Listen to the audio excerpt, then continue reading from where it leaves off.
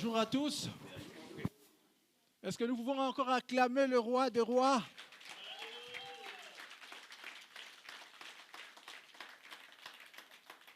J'ai dit juste, avant de venir ici devant, les bien-aimés ont mis ces chants-là, je suis favorisé.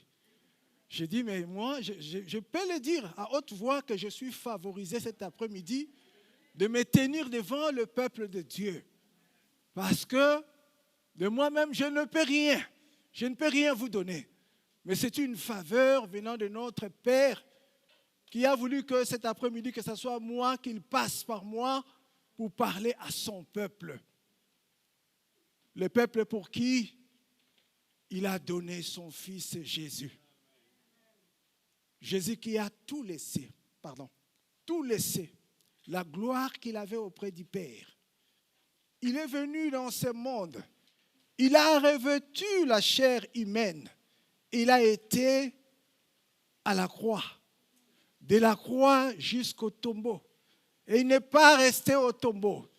Il est ressuscité le troisième jour. Et il est à la droite du Père. La Bible dit que c'est lui qui intercède pour nous auprès du Père. C'est notre avocat auprès du Père.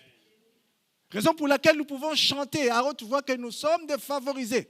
Parce que nous avons un avocat au ciel. Celui-là qui plaide pour nous. Il est là. Il est ressuscité pour nous justifier. Son sang a coulé pour nous. Alors, cet après-midi, il y a une femme dans la Bible qui m'a impressionné. Par son comportement. Ce qu'elle a fait. Je me suis dit, je vais partager sur cette femme-là. Si nous pouvons lire la parole de Dieu dans 2 Rois, chapitre 4, nous commençons à partir du verset 14. De 14 jusqu'à 23. Alors il est écrit, Élisée dit, que faire pour elle? Donc elle parle de la femme. Géasi répondit, en fait, elle n'a pas de fils et son mari est vieux. Élisée dit, appelle-la. Géasi l'appela. Elle se présenta à la porte. Élisée lui dit, à la même époque, l'année prochaine, tu embrasseras un fils. Elle répondit, non, mon Seigneur, homme de Dieu, ne trompe pas ta servante. Cette femme devint enceinte et elle mit au monde un fils à la même époque, l'année suivante, comme Élisée le lui avait dit. L'enfant grandit. Un jour, qu'il était allé trouver son père vers le moissonneur, il lui dit, ma tête. Le père dit à son serviteur, amène-le à sa mère. Le serviteur l'emporta et l'amena à sa mère. L'enfant resta sur ses genoux jusqu'à midi. Puis il mourut. Elle monta, le couchait sur le lit de l'homme de Dieu et ferma la porte derrière lui et sortit. Elle appela son mari et dit, envoie-moi un des serviteurs et une ânesse. Je vais aller vers l'homme de Dieu et revenir. Il demanda, mais pourquoi veux-tu aller vers lui? Ce n'est ni le début du mois, ni le sabbat. Elle répondit, tout va bien. J'aimerais qu'on s'arrête un peu là pour la lecture. Cette femme, la Bible dit qu'elle recevait l'homme de Dieu, le prophète Élisée, dans sa maison. Elle avait préparé une chambre. Là où quand l'homme de Dieu passait, elle devait aller chez elle, dormir dans cette chambre-là. Elle faisait vraiment de bonnes choses, ce qui a plu au serviteur de Dieu, à l'homme de Dieu. Un jour, l'homme de Dieu a dit à son serviteur Géasi, mais cette femme, qu'est-ce qu'on peut faire pour elle? Est-ce qu'on peut parler d'elle au gouverneur ou au représentant du pays? Son serviteur Géasi lui a dit non, elle a un problème. Elle n'a pas d'enfant. Et son mari, il est devenu vieux. Alors l'homme de Dieu a dit, appelle la femme. La femme est venue vers l'homme de Dieu. L'homme de Dieu lui a dit, l'année prochaine, à cette même époque, tu auras un fils. Et les choses se sont arrivées comme l'homme de Dieu avait dit. L'année suivante, la femme avait eu un fils. Et la Bible nous dit que l'enfant avait grandi. Un jour, il était parti vers le moissonneur, c'est-à-dire son père était au champ en train de moissonner.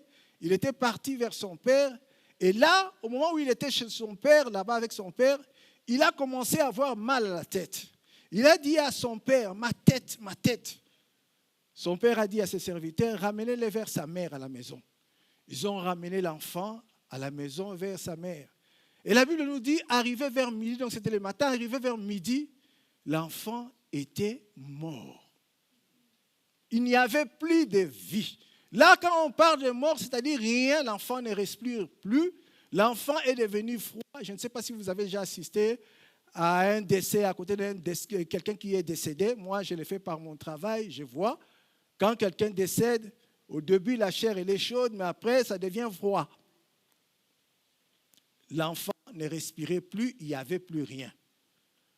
Alors, la femme, elle a fait appel à son mari pour lui dire, amène-moi une ânesse, je vais aller vers l'homme de Dieu. Son mari qui lui pose la question. Il lui dit, mais ce n'est nu le début du mois, mais pourquoi tu veux aller vers l'homme de Dieu à ce moment-ci? Qu'est-ce qui se passe? La femme, elle n'a rien dit à son mari. La femme, elle était là, elle a gardé son calme. Elle a dit au mari, tout va bien. La question que je me pose, ce n'est pas normal. Lorsqu'il y a un décès, surtout de qui? De son fils unique, du seul enfant qu'elle avait. Et la femme, elle peut rester calme comme ça, dire que tout va bien. Non, ça ne va pas parce qu'il y a un décès. Ça ne va pas parce que l'enfant n'est plus là. Mais la femme, elle a gardé son calme, elle a dit à son mari, tout va bien. Moi, je peux dire tout va bien dans la Nouvelle Alliance parce que je sais une chose, que Jésus-Christ est vivant. Avec Jésus, tout va bien. Parce que la Bible déclare aucun nom ne dépasse le nom de Jésus-Christ. Jésus-Christ, il est au contrôle de tout. Vous savez, même si dans la barque est secouée, mais si Jésus est là, tout va bien. Ce n'est pas parce que nous avons Jésus-Christ, parce que nous sommes chrétiens, chrétiennes, que nous n'aurons pas de difficultés, que nous n'aurons pas de problèmes dans nos vies. Non. Mais nous savons une chose, dans tout ce que nous traversons, dans tout ce que nous vivons, étant enfants de Dieu, le Seigneur est au contrôle. Raison pour laquelle Paul dira, toute chose concourt au bien de ceux qui aiment Dieu. Dieu nous connaît, il connaît ce que nous vivons, il connaît ce que nous traversons, il connaît tout de nous. Alors la femme, elle s'est dit, je vais aller vers l'homme de Dieu. Je vais aller vers cet homme qui m'a promis l'enfant, cet homme qui a, par son intermédiaire, j'ai reçu l'enfant. C'est-à-dire l'homme de Dieu, parce qu'à cette époque-là, ça passait comme ça. Si tu veux consulter Dieu, il faut passer par le prophète, par l'homme de Dieu. Mais maintenant, ce n'est plus le cas. Là, c'était dans l'ancienne alliance. Maintenant, le voile a été déchiré. Je peux entrer dans la présence de Dieu, parler avec mon Seigneur. Comme je l'ai dit au début, j'ai un avocat. Je peux consulter mon avocat qui va plaider pour moi, pour que je sois défendu, qu'il défende ma cause. Cette femme-là, dans cet état, dans cette époque-là, elle a dit tout va bien. Tout va bien dans sa vie. Tout va bien, mais rien n'était pas bien. Alors, elle est allée vers l'homme de Dieu. L'homme de Dieu, quand elle l'a vu, elle s'est dit en lui-même, Dieu m'a caché. Je n'ai pas vu ce qui s'est passé. C'est après qu'il a su que l'enfant n'était plus là. La femme est venue et l'homme de Dieu a envoyé son serviteur Élisée d'aller dans la maison de la femme pour prier pour l'enfant, pour que l'enfant, il avait son bâton. Il a dit, tu mets ce bâton dans le corps de l'enfant, l'enfant va ressusciter.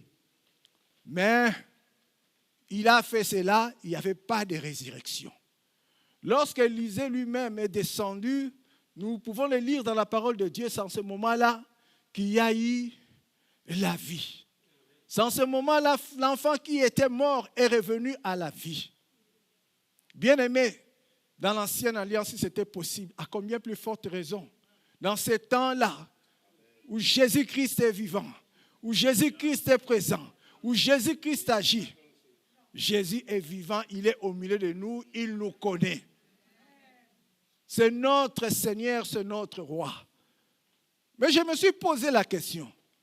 Si la femme avait dit que tout allait bien, tout va bien, c'est parce qu'elle avait vu quelque chose. Elle avait vu quelque chose que d'autres personnes ne pouvaient pas voir. Elle avait vu que si je consulte cet homme-là, j'aurai la réponse à ma situation. Mais elle ne savait pas que l'enfant allait ressusciter ou pas. Elle avait vu. La vue, c'est très important dans la vie de l'enfant de Dieu. Jésus-Christ dira ceci dans Luc chapitre 11, versets 34 à 36.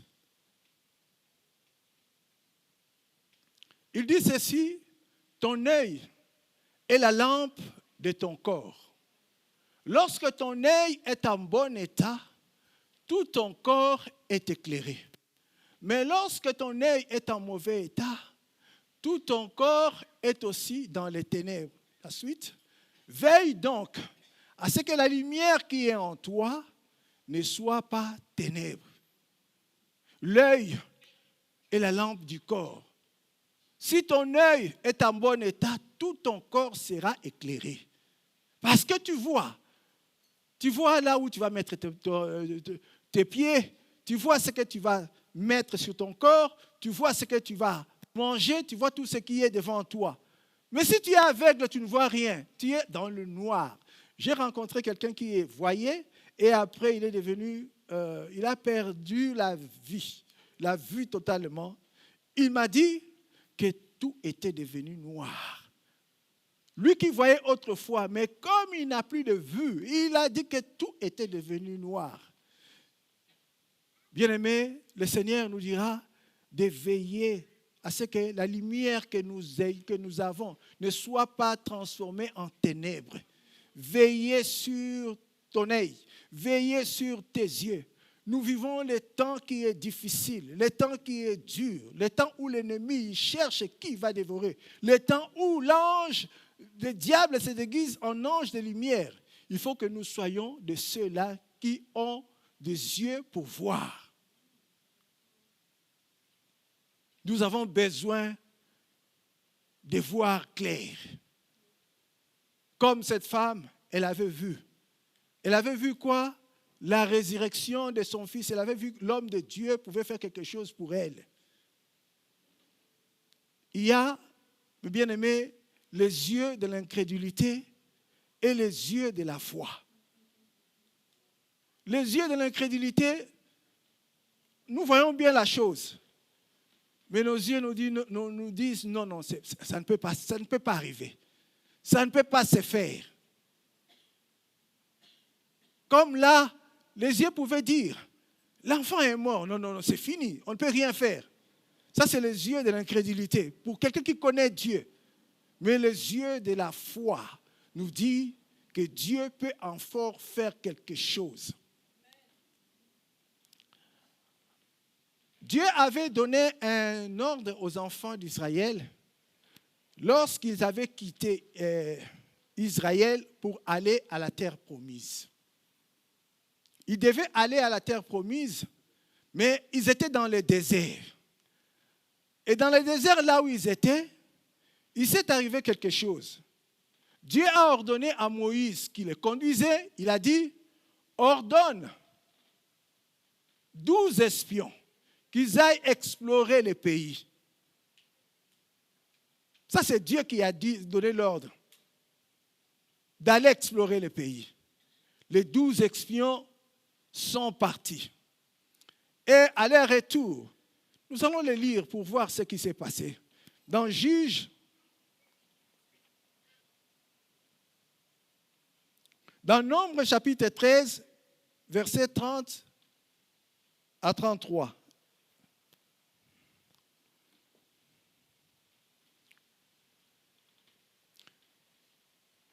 Tu peux reculer un peu, ma sœur, vers encore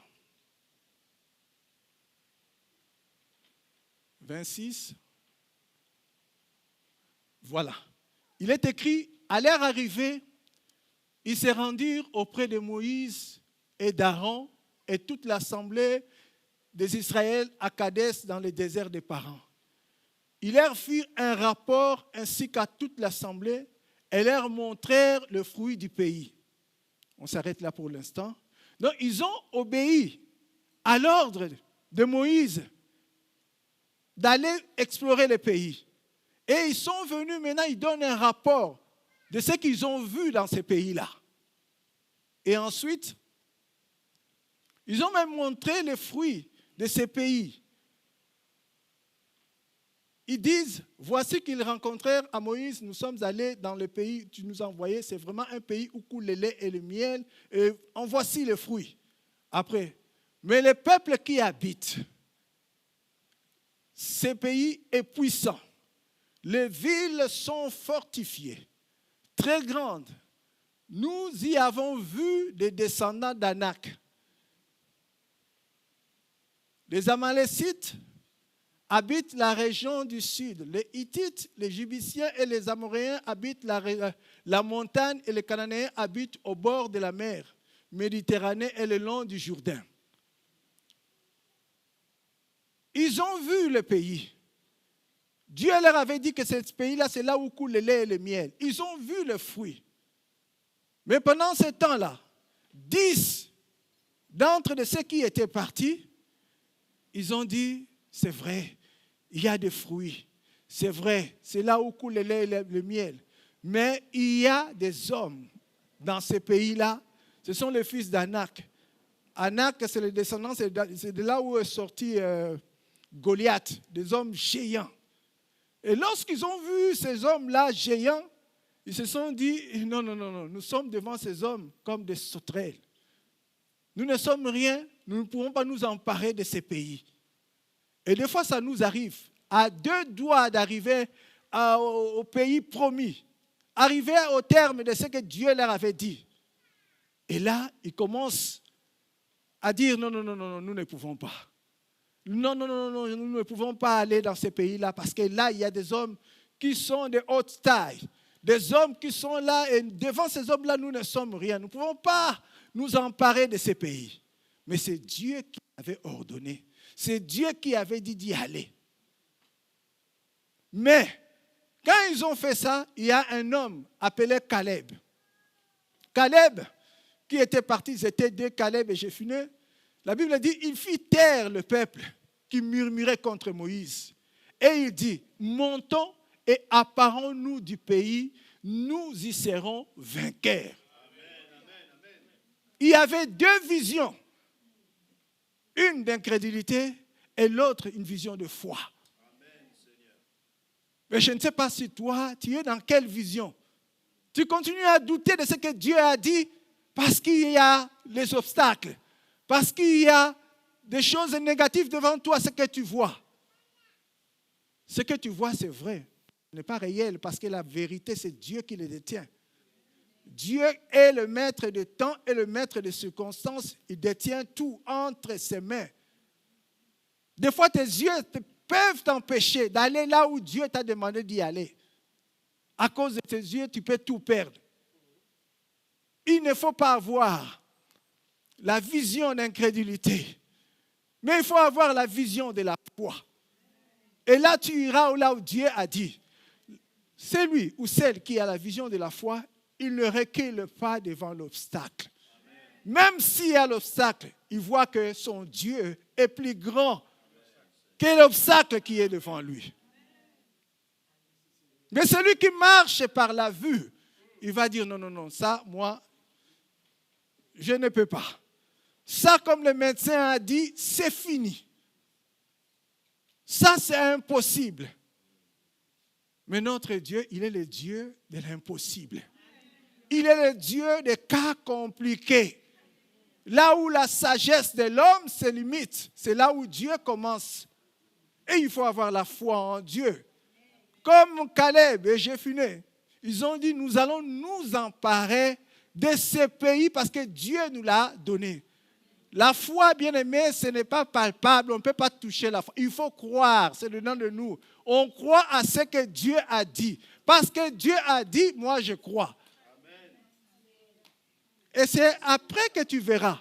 Mais c'est la première des choses, c'est de croire. Même si les autres disent, non, ce n'est pas possible. Là, ils étaient majoritaires, ils étaient 10 par rapport à 2.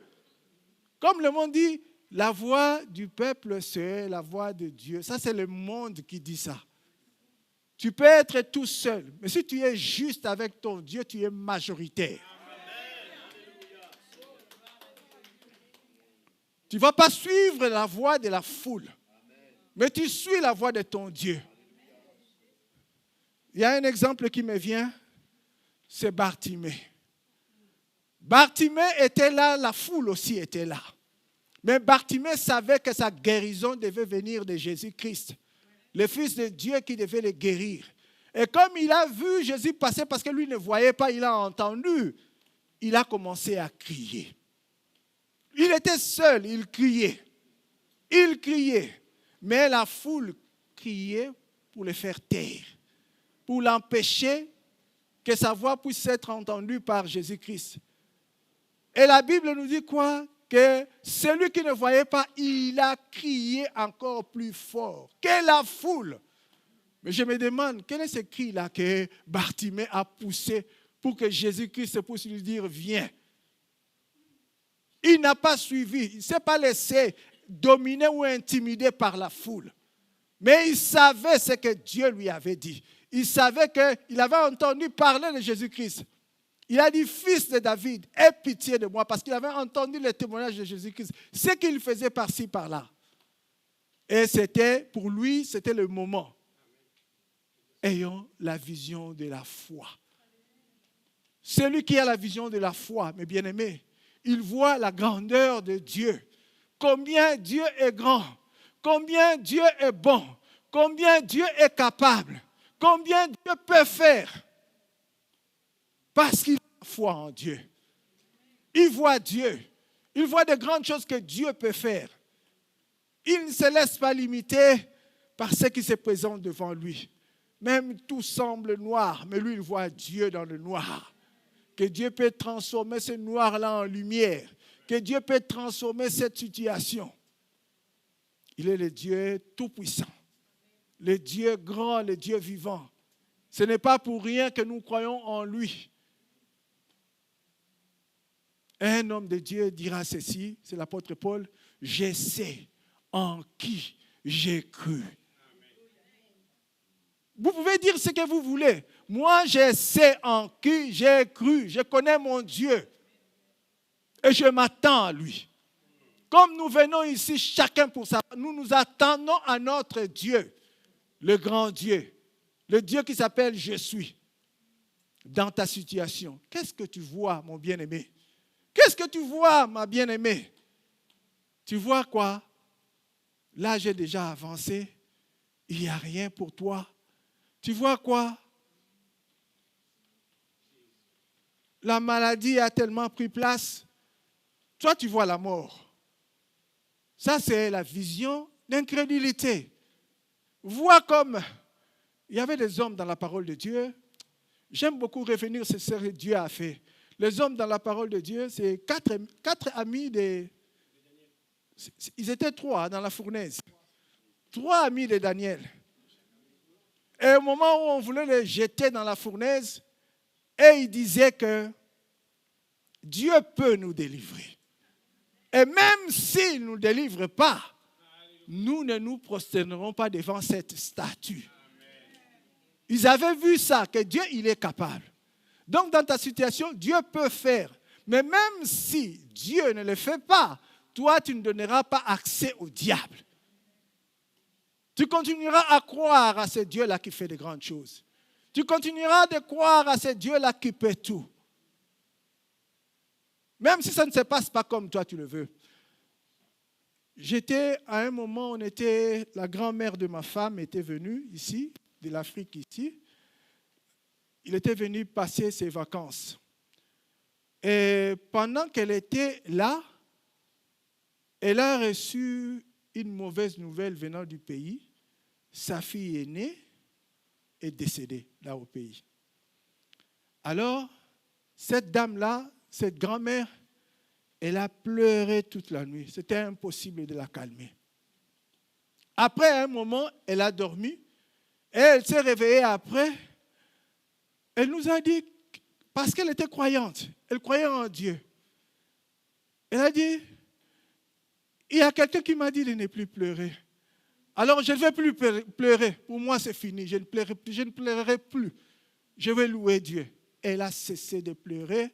Nous ne pouvons pas, étant ses enfants, ses beaux-enfants, la famille, il a calmé. Mais cet homme-là qu'elle a vu pendant qu'il dormait, lui, il a dit de ne pas pleurer et elle a compris. Et nous croyons que cet homme-là, c'est Jésus qui lui a dit de ne plus pleurer. Jésus sait pourquoi.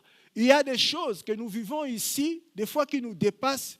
Nous n'aurons que des réponses quand nous serons au ciel avec Dieu. Pour là, ça reste, ce n'est pas, comment dirais-je, ce sont des choses que Dieu ne permet pas que nous puissions comprendre ou savoir. Mais le moment viendra quand nous serons avec lui, il va nous expliquer. Vous savez, pourquoi j'ai permis ça et ça et ça, il nous donnera des raisons. Parce qu'il est notre Dieu. Ne donnons pas accès à l'ennemi. Ayons la vision de Dieu. Voyons ce que Dieu peut faire. Voyons ce que Dieu nous dit dans sa parole. C'est ça qui est important.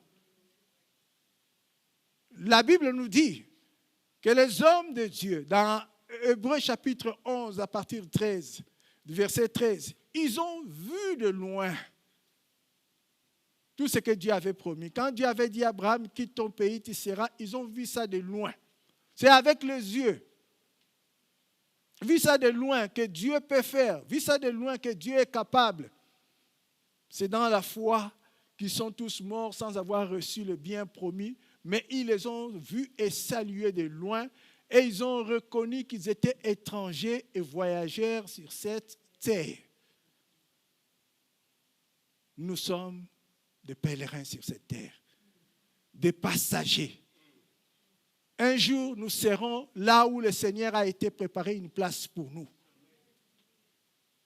Est-ce que tu visualises déjà ce que le Seigneur prépare pour toi? Et si tu sais ce que le Seigneur prépare pour toi, même la mort, tu n'auras pas peur de la mort. L'apôtre Paul dira, pour moi, la mort m'est un gain. Mourir, c'est un gain pour moi.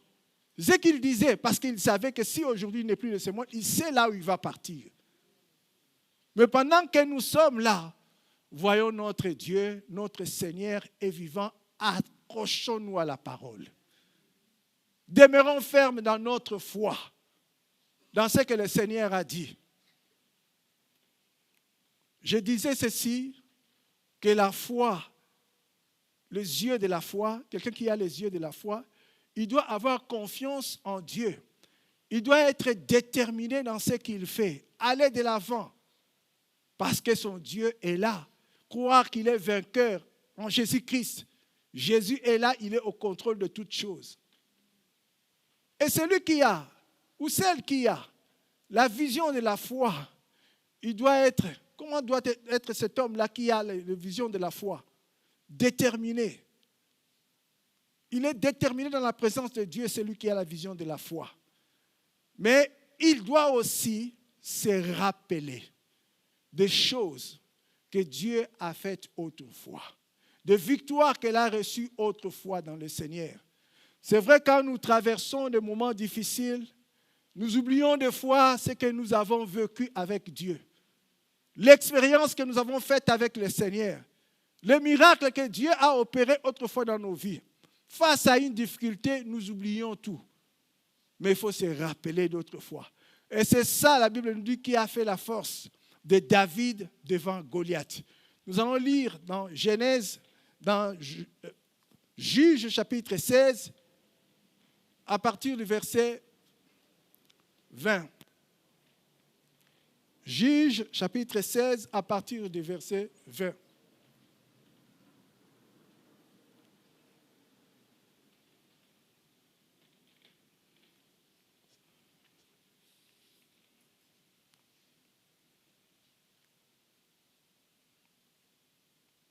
C'est 1 Samuel, pardon ma sœur, 1 Samuel 34, verset. C'est 1 Samuel, verset 17. 1 Samuel 17. 1 Samuel chapitre 17 à partir du verset 34. Là, nous voyons la victoire de David contre Goliath. David dit à Saül, ton serviteur gardait les brebis de son père. Bien aimé, nous connaissons l'histoire de Goliath et David. Durant le temps que nous sommes là, nous venons le dimanche, je crois que nous avons reçu des messages sur la victoire de David et Goliath. Mais il y a une chose que j'ai retenue, une chose que je vais soulever ici. David était devant Saül parce qu'on cherchait quelqu'un pour combattre Goliath. Et David s'est présenté. Alors David dira ceci à Saül, ton serviteur gardait les brebis de son père. Quand un lion ou un ours venait pour enlever une du troupeau, je courais après lui, je le frappais et j'arrachais la brebis de sa gueule. Ce n'était pas un chien.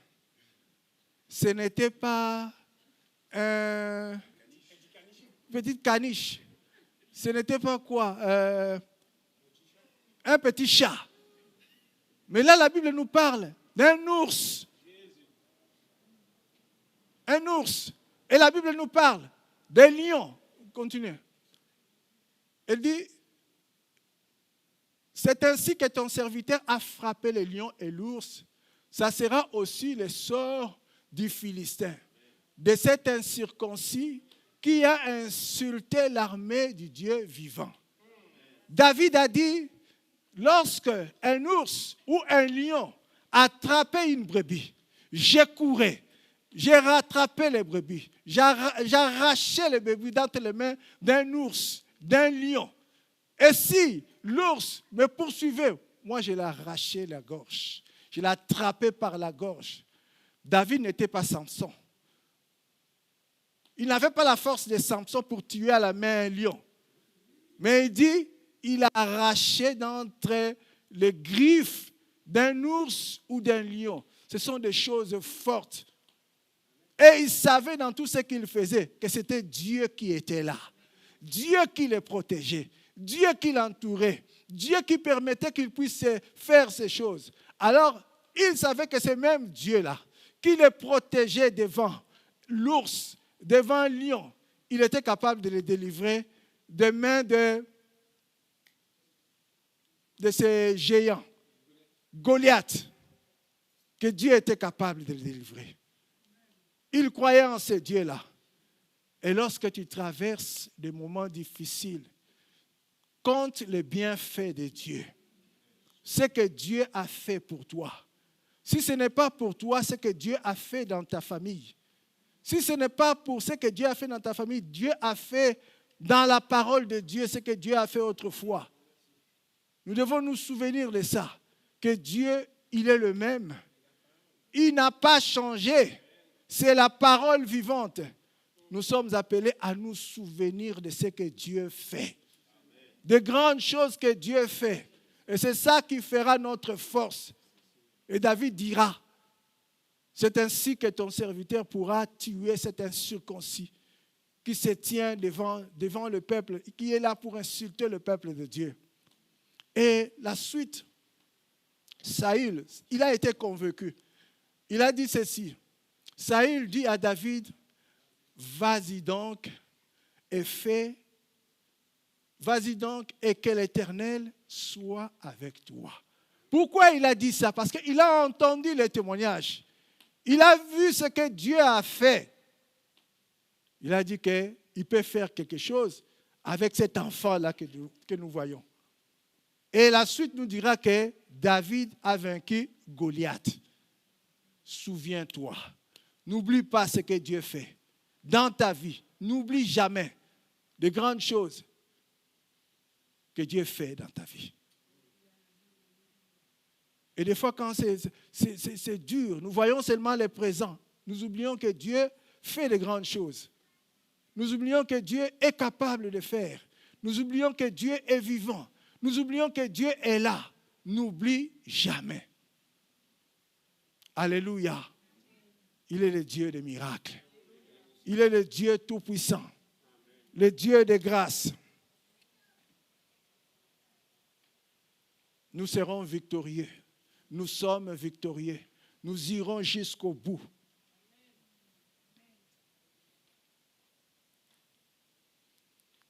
Une chose,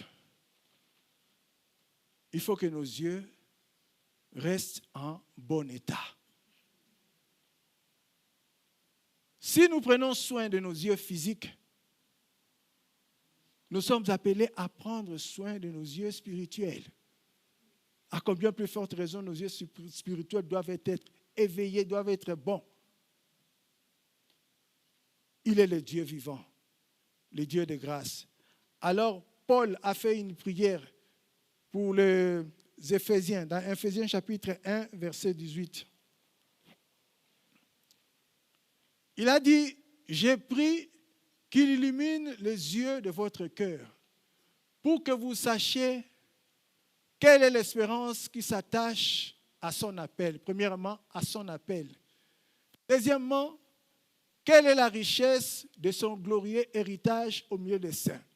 Troisièmement, la suite, et quelle est l'infinie grandeur de sa puissance qui se manifeste avec efficacité par le pouvoir de sa force envers nous qui croyons. L'espérance, Jésus-Christ est à la droite du Père et il revient. Il faut que nous ayons cette espérance, que nos yeux soient éliminés pour que nous sachions que celui pour qui nous venons, celui pour qui nous sommes là, il viendra bientôt. C'est vrai, quand on commence à dire Jésus-Christ revient bientôt, à force de le dire, et les gens ne voient pas cet avènement, ils ne croient plus. Ils disent, mais il viendra bientôt. Mais c'est quand on ne sait pas. Mais il faut être prêt parce qu'on ne sait jamais. Il peut venir même ce soir, il peut venir même demain. Il vient bientôt, notre Seigneur. Et soyons prêts quand il viendra. Et il faut que l'homme de Dieu, la femme de Dieu, celui qui croit en Dieu, qu'il s'attende à son avènement, qu'il voie la venue de notre Dieu. Alors, raison pour laquelle Paul a prié pour les Éphésiens. Et je crois que c'est la même chose. Le Seigneur veut que nous soyons éveillés, afin qu'à son avènement, que personne ne soit surpris. Comme les 5 vierges folles, elles étaient là. Mais quand le Seigneur est venu, elles étaient parties chercher de l'huile. Mais or, c'est le moment qu'il faut chercher de l'huile. Il faut être toujours, que nos lampes soient toujours allumées, que nous soyons toujours éclairés dans ce monde plein de ténèbres. Ne laissez pas les soucis de ce monde t'aveugler complètement. Ne laissez pas ce que tu vis, des choses difficiles, de mauvaises nouvelles, tout ce que tu entends, t'aveugler complètement. Mais reste accroché au Seigneur. Reste accroché entre les mains du Seigneur. Que ton Dieu, que notre Dieu puisse nous fortifier. Et j'ai un verset pour terminer dans 1 Jean chapitre 3. à partir du premier verset. Ce verset nous dit ceci: voyez quel amour le Père nous a témoigné pour que nous soyons appelés enfants de Dieu. Et nous le sommes. Si le monde ne vous connaît pas, c'est qu'il ne l'a pas connu, lui. Bien-aimés, nous sommes maintenant enfants de Dieu. Et ce que nous serons un jour n'a pas encore été révélé. Mais nous savons que lorsque Christ apparaîtra, nous serons semblables à lui, parce que nous le verrons tel qu'il est. Lorsque Christ apparaîtra, nous, croyants, nous, chrétiens, nous serons semblables à lui, parce que nous le verrons tel qu'il est. Est-ce que nous croyons que nous verrons le Seigneur tel qu'il est? Nous le croyons. Alors la suite nous dit ceci: toute personne qui possède cette espérance en lui, c'est-à-dire qu'il verra le Seigneur, il doit se purifier comme lui-même est pur. La Bible nous dit de chercher la paix et la sanctification sans laquelle personne ne peut voir Dieu. C'est vrai, aujourd'hui tu peux être malade, demain tu es guéri, mais après-demain, tu n'es plus dans le Seigneur, ou après-demain, si Jésus vient, tu n'es pas avec lui. Pourquoi? Parce que tu cherchais la guérison, tu as ta guérison. Beaucoup étaient venus au Seigneur à cause des problèmes qu'ils traversaient, à cause des problèmes qu'ils avaient. Dès qu'ils ont reçu la solution, ils ne sont plus là. Ils ne sont plus au Seigneur parce qu'ils ont déjà ce qu'ils cherchaient. J'ai entendu même un témoignage de quelqu'un qui a dit: c'est vrai, j'étais là assidu parce que j'avais besoin. J'avais des besoins. Maintenant, comme j'ai reçu ce que j'ai cherché là, mais je laisse la place aux autres. Nous ne suivons pas Jésus pour le pain qu'il nous donne. Nous suivons Jésus pour ce qu'il est. Il est notre Seigneur. Et nous sommes appelés à rester fidèles jusqu'au bout. Ce n'est pas parce que j'ai reçu une bénédiction, demain je dois lâcher mes mains. Je ne veux plus prier, je ne veux plus chercher Dieu parce que je suis déjà béni, parce que j'ai déjà ça. Non. Mais je dois persévérer jusqu'au bout. Parce qu'il y a le royaume des cieux. Parce qu'il y a le ciel qui est là pour nous. N'oubliez pas que les héros d'autrefois, ils disaient qu'ils étaient des pèlerins et nous pareils. Nous sommes pèlerins, nous sommes des voyageurs sur cette terre. Appelés à aller un jour là où le Seigneur a réservé une place pour nous. Mais en entendant le retour de Jésus-Christ, qu'est-ce que nous sommes appelés à faire? Demeurer ferme dans la foi. Ayons toujours les yeux fixés vers le Seigneur, dans tout ce que nous traversons, dans tout ce que nous vivons, dans tout ce qui nous semble lourd. Ayons toujours les yeux vers le Seigneur. Comme disaient les amis de Daniel, même s'il ne me donne pas la bénédiction, mais moi je serai toujours croyant, je serai toujours serviteur ou servante, je serai toujours là à servir Dieu.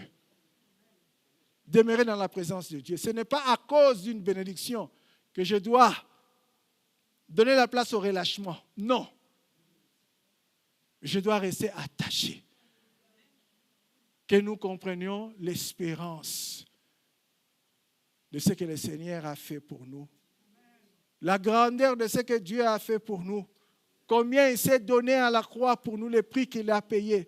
Il y a un chant que nous chantons, nous disons: je ne saurai jamais les prix que le Seigneur a payé pour moi. Tu ne sauras jamais les prix que le Seigneur a payé pour toi. Restons accrochés. Restons accrochés au Seigneur. La vision de la foi envers notre Dieu. Nous ne voulons pas laisser la place à l'incrédulité, mais nous voulons que le Seigneur prenne la place qui lui revient. Qu'il règne en Seigneur en nous. Qu'il règne en Maître en nous. Nous voulons marcher à sa suite. Nous voulons le suivre, lui, le Seigneur. Nous laisser entre ses mains. Qu'il nous conduise. Qu'il fasse de nous ce que bon lui semble. Nous lui appartenons. Nous sommes son peuple. Nous sommes son troupeau. Bien-aimé, je ne sais pas qu'est-ce que tu vis actuellement. Qu'est-ce que tu traverses actuellement? Quelles sont ces choses-là qui t'empêchent de voir la grandeur de Dieu?